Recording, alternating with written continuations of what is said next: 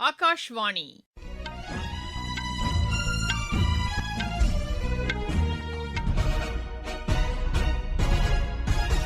செய்திகள் வாசிப்பவர் சுமித்ரா ரத்னம். தலைப்புச் செய்திகள்: அதிநவீன விளையாட்டு கட்டமைப்புகளை ஏற்படுத்த வேண்டும் என்பதில் மத்திய அரசு உறுதியுடன் உள்ளதாக பிரதமர் திரு நரேந்திர மோடி கூறியுள்ளார். முதலீட்டுக்கு உகந்த சூழல் இந்தியாவில் ஏற்படுத்தப்பட்டுள்ளதாக மத்திய நிதியமைச்சர் திருமதி நிர்மலா சீதாராமன் தெரிவித்துள்ளார். நேபாள வெள்ளத்தில் சிக்கியுள்ள 103 தமிழர்களை மீட்பதற்கான நடவடிக்கைகள் மேற்கொள்ளப்பட்டு வருவதாக மாநில அமைச்சர் திரு ராஜ்மோகன் கூறியுள்ளார். தேர்தல் வெளிப்படைத்தன்மையுடன் நடைபெறுவதற்கு பல்வேறு தரப்பினரும் உறுதுணையாக உள்ளதாக தலைமை தேர்தல் ஆணையர் திரு கியானேஷ்குமார் தெரிவித்துள்ளார். உலக மாஸ்டர்ஸ் தடகள சாம்பியன் போட்டியில் இந்தியாவின் கிரிதரா சாலியன் வெண்கலப் பதக்கம் வென்றார். இனி விரிவான செய்திகள். அதிநவீன விளையாட்டு கட்டமைப்புகளை ஏற்படுத்த வேண்டும் என்பதில் மத்திய அரசு உறுதியுடன் உள்ளதாக பிரதமர் திரு நரேந்திர மோடி கூறியுள்ளார். கேலோ இண்டியா உரையாடல் நிகழ்ச்சியில் காணொலி வாயிலாக பங்கேற்று அவர் பேசினார். இந்த நிகழ்ச்சியில் நாடு முழுவதிலுமிருந்து நூற்றுக்கணக்கான வீரர்கள் பங்கேற்றுள்ளது மகிழ்ச்சி அளிப்பதாக அவர் தெரிவித்தார். சர்வதேச விளையாட்டுப் போட்டிகளில் முத்திரை பதிக்கும் திறனை கொண்ட இளையோர் மாவட்டந்தோறும் உள்ளதாக அவர் கூறினார். இவர்களை ஒருங்கிணைத்து அவர்களுக்கு உரிய பயிற்சி வழங்கப்படும் என்றும் பிரதமர் தெரிவித்தார். வளர்ச்சியடைந்த இந்தியாவை உருவாக்குவதில் இளையோருக்கு முக்கிய பங்கு உள்ளதாகவும் அவர் கூறினார். விளையாட்டு வாழ்வில் எத்தகைய மாற்றத்தை ஏற்படுத்தும் என்பதை பாரா விளையாட்டு வீரர்களின் சாதனை எடுத்துரைப்பதாகவும் திரு நரேந்திர மோடி தெரிவித்தார். முதலீட்டுக்கு உகந்த சூழல் இந்தியாவில் ஏற்படுத்தப்பட்டுள்ளதாக மத்திய நிதியமைச்சர் திருமதி நிர்மலா சீதாராமன் கூறியுள்ளார். அரசுமுறை பயணமாக கனடா சென்றுள்ள அவர் டொரண்டோவில் அந்நாட்டு தொழில் நிறுவனங்களின் தலைமைச் செயல் அதிகாரிகளோடு கலந்துரையாடினார். பல்வேறு வரி சீர்திருத்த நடவடிக்கைகள் மேற்கொள்ளப்பட்டிருப்பதையும் அவர் சுட்டிக்காட்டினார். கனடாவைச் சேர்ந்த தொழில் நிறுவனங்கள் இந்தியாவில் உள்ள முதலீட்டுக்கான வாய்ப்புகளை பயன்படுத்திக் கொள்ள வேண்டும் என்றும் திருமதி நிர்மலா சீதாராமன் கேட்டுக் கொண்டார். நேபாள வெள்ளத்தில் உயிரிழந்தவர்களின் எண்ணிக்கை 165ஆக அதிகரித்துள்ளதாக அந்நாட்டு அரசு கூறியுள்ளது. 580 சுற்றுலாப் பயணிகள் உட்பட 800 பேரை தேடும் பணி முழுவீச்சில் மேற்கொள்ளப்பட்டு வருவதாக நேபாள அரசின் செய்திக்குறிப்பு தெரிவிக்கிறது. பாதுகாப்பு படையினர் 85 பேரும் அரசு ஊழியர்கள் 162 பேரும் இந்த வெள்ளத்தில் சிக்கி காணாமல் போயுள்ளதாகவும் அவர்களை தேடும் பணியும் நடைபெற்று வருவதாகவும் அதில் குறிப்பிடப்பட்டுள்ளது. இதற்கிடையே நேபாளத்திற்கு சுற்றுலா சென்ற 300க்கும் மேற்பட்டோரை தேடும் பணி நடைபெற்று வருவதாக அந்நாட்டு வெளியுறவு அமைச்சர் திரு ஷிஷிர் கனால் காத்மண்டில் செய்தியாளர்களிடம் தெரிவித்தார். இதற்கிடையே இந்த வெள்ளம் காரணமாக பாதிக்கப்பட்ட தமிழகத்தைச் சேர்ந்தவர்களின் நிலை குறித்து தமிழக சட்டப்பேரவையில் இன்று கொண்டுவரப்பட்ட கவன ஈர்ப்பு தீர்மானம் மீதான விவாதத்திற்கு மாநில அமைச்சர் திரு ராஜ்மோகன் பதிலளித்து பேசினார்.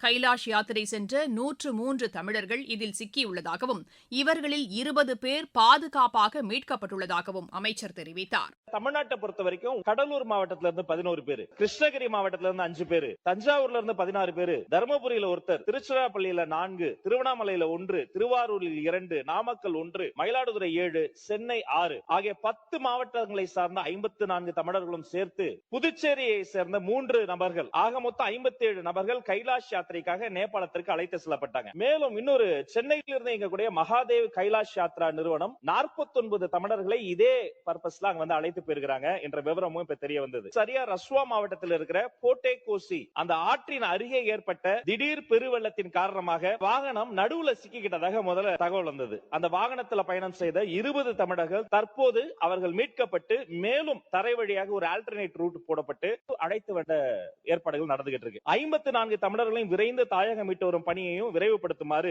காட்மாண்டுல இருக்கக்கூடிய இந்திய தூதரகத்திடம் நேத்துல இருந்தே தீவிரமாக நம்ம தொடர்பு கொண்டு பேசிக்கிட்டு வரோம். அந்த நடவடிக்கை தனியாக நாங்க ஃபாலோ பண்ணிட்டு இருக்கிறோம். இதற்கிடையே வெள்ளத்தால் பாதிக்கப்பட்டுள்ள நேபாளத்திற்கு 37 டன் நிவாரணப் பொருட்களை மத்திய அரசு அந்நாட்டுக்கு அனுப்பியுள்ளதாக வெளியுறவு அமைச்சர் டாக்டர் ஜெய்சங்கர் தெரிவித்துள்ளார். சமூக வலைதளத்தில் இதனை தெரிவித்துள்ள அவர் மருந்து மற்றும் உணவுப் பொருட்கள் இதில் அடங்கும் என்றும் குறிப்பிட்டுள்ளார். மீட்புப் பணிகளில் நேபாளத்திற்கு தேவையான அனைத்து உதவிகளையும் இந்தியா வழங்கும் என்றும் டாக்டர் ஜெய்சங்கர் அதில் குறிப்பிட்டுள்ளார். நேற்று 10 டன் நிவாரணப் பொருட்கள் அனுப்பப்பட்டிருந்த நிலையில் இன்று இந்த நிவாரணப் பொருட்கள் நேபாளத்திற்கு அனுப்பப்பட்டதாக எமது செய்தியாளர் தெரிவிக்கிறார். சர்வதேச அளவில் விரைவான வளர்ச்சியை கண்டுவரும் துறைமுகமாக மும்பையில் உள்ள ஜவஹர்லால் நேரு துறைமுகம் திகழ்கிறது என்று மத்திய அமைச்சர் திரு சர்பானந்த சோனோவால் கூறியுள்ளார். சமூக வலைதளத்தில் இதனை தெரிவித்துள்ள அவர், இதற்கான தரவரிசை பட்டியலில் மும்பை துறைமுகம் 21வது இடத்திற்கு முன்னேறியுள்ளதை சுட்டிக்காட்டியுள்ளார். சரக்குகளை கையாளும் திறனும் 13.6% வளர்ச்சி கண்டுள்ளதாகவும் அமைச்சர் தெரிவித்தார். பிரதமர் திரு நரேந்திர மோடியின் தொலைநோக்கு பார்வையுடன் கூடிய திட்டங்கள் காரணமாக கடல்சார் துறை புதிய சாதனைகளை படைத்து வருவதாகவும் திரு சர்பானந்த சோனோவால் கூறினார். வெளியுறவுத்துறை இணையமைச்சர் திரு பபித்ரா மார்கரீட்டா வியட்நாம் பிரதமரை இன்று சந்தித்து பேசினார். அரசுமுறை பயணமாக வியட்நாம் சென்றுள்ள அவர், இந்த சந்திப்பின் போது இருதரப்பு உறவுகளை வலுப்படுத்துவது குறித்து விவாதித்ததாக எமது செய்தியாளர் தெரிவிக்கிறார். நீங்கள் கேட்டுக்கொண்டிருப்பது ஆகாஷ்வாணியின் செய்தி அறிக்கை. தமிழகம் மற்றும் புதுச்சேரி சட்டப்பேரவை தேர்தலில் வாக்கு சதவீதம் அதிகரித்துள்ளதற்காக வாக்காளர்களுக்கு நன்றி தெரிவித்துக் கொள்வதாக தலைமை தேர்தல் ஆணையர் திரு ஞானேஷ்குமார் கூறியுள்ளார். சென்னை விமான நிலையத்தில் செய்தியாளர்களிடம் பேசிய அவர், உலகின் மிக பழமையான மற்றும் பெரிய ஜனநாயக நாடான இந்தியாவில் தேர்தல் வெளிப்படைத்தன்மையுடன் நடைபெறுவதற்கு பல்வேறு தரப்பினரும் உறுதுணையாக உள்ளதாக தெரிவித்தார். தேர்தல் பணிகளில் வாக்குச்சாவடி நிலை அலுவலர்கள், கல்வி நிறுவனங்களின் தலைவர்கள் மற்றும் மாணவர்கள் முக்கிய பங்காற்றியுள்ளதாகவும் திரு ஞானேஷ்குமார் கூறினார்.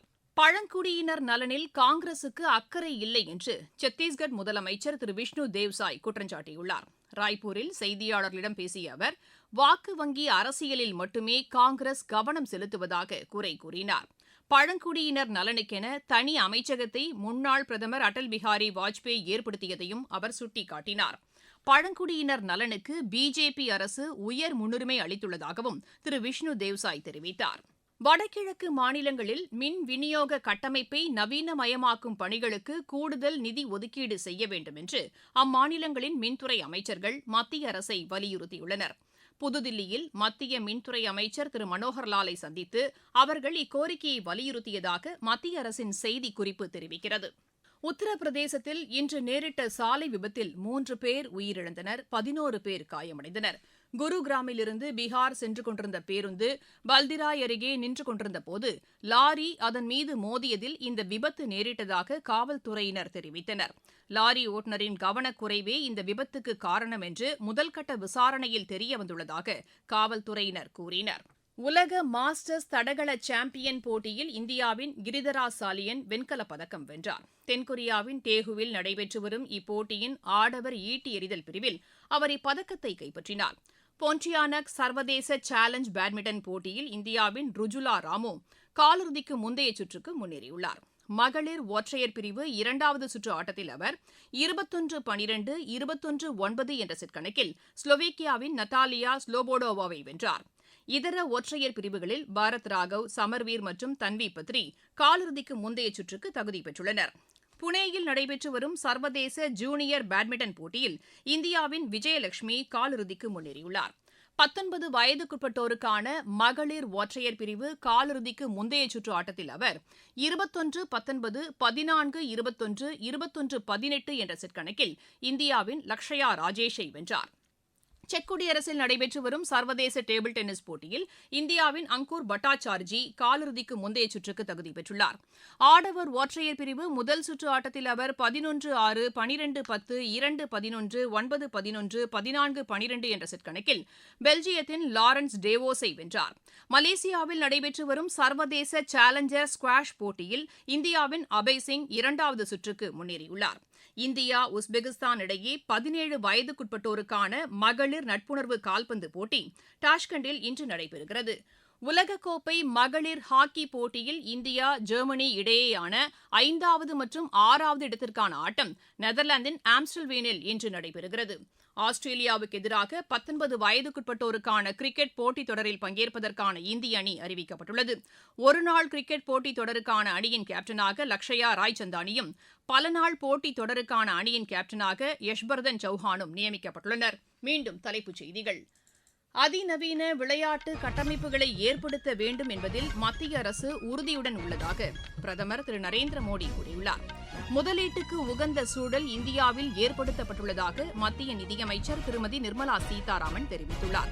நேபாள வெள்ளத்தில் சிக்கியுள்ள 103 தமிழர்களை மீட்பதற்கான நடவடிக்கைகள் மேற்கொள்ளப்பட்டு வருவதாக மாநில அமைச்சர் திரு ராஜ்மோகன் கூறியுள்ளார்.